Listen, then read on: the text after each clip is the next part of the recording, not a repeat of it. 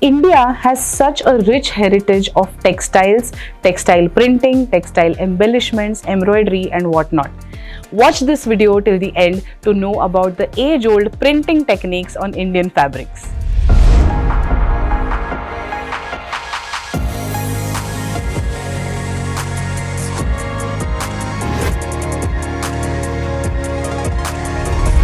Hello everyone, welcome to Pratha. This is Kavita Koparkar. The first two printing techniques that I am going to talk about are Bagru print and Dabu print. Both are originated in Rajasthan, near Jaipur.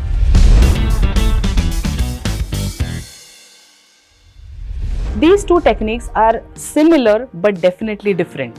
In Bagru, dark colored block printing is done on lighter color fabrics, which is quite easy to understand. Dabu, on the other hand, is a mud resistant type of printing.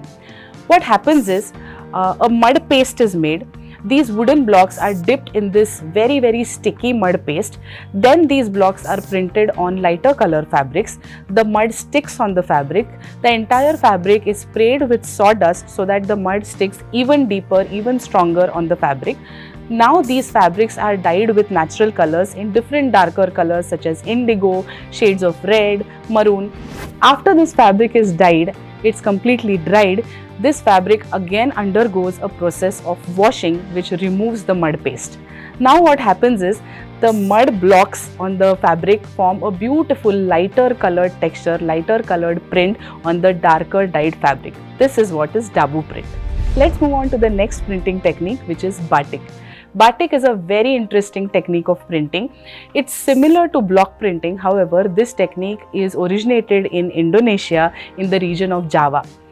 Batik is derived from the Indonesian words amba and tik tik. Amba means to write and tik tik means dots. Now what happens is, in batik, wax is used as a resistance for block printing. There is a wax paste or melted wax which is used for dipping the wooden blocks, or the different techniques or the different tools that are used for printing. It is metal blocks, it is wooden blocks, then there are different kinds of pens with thicker needles, thinner needles. There are also brushes used, there are brooms used, which are dipped in the wax, and different textures are made on the fabric. Now this wax sticks to the fabric. Once the wax sticks to the fabric, it is completely dry. Then this fabric is dyed with natural colors. After that fabric is dyed, after the fabric dries completely, it undergoes a de-waxing technique or a de-waxing process, wherein this entire fabric is washed in very hot water. The wax melts, and then you get to see beautiful patterns created with the tools that I just mentioned.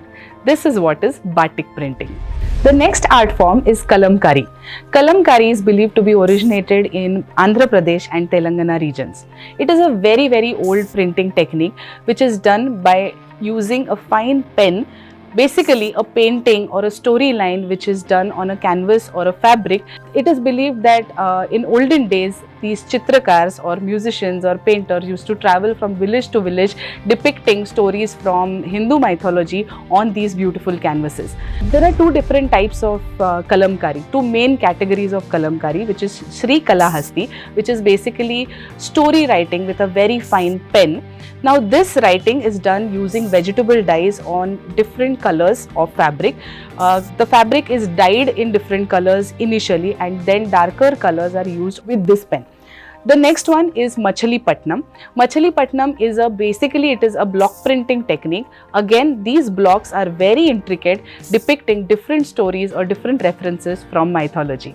Kalamkari is a very intricate and difficult form of printing, mainly done by hands. It takes a longer time, and hence kalamkari is one of the expensive printing arts in India. The next one is Ajrak. Now Ajrak is another very old printing technique. It is believed that it originated during the Mohenjo-daro times. Now Ajrak is mainly done in the Kutch region of Gujarat. It is believed that Ajrak is a very long process. It includes 23 steps of printing. It involves printing from both sides. It involves printing with different colors. It is believed that Ajrak is derived from a Persian word which means blue, blue being the most predominant color used in Ajrak printing. Ajrak is also a very sustainable way of printing, and hence it is a very strong part of the Indian fast fashion. Even today, you will see that Ajrak saris, Ajrak materials, Ajrak dupattas are very fondly used all over the country. So these were Indian printing techniques and some useful information about them. Now India has a rich history about embellishments, embroidery, tying and dyeing as well.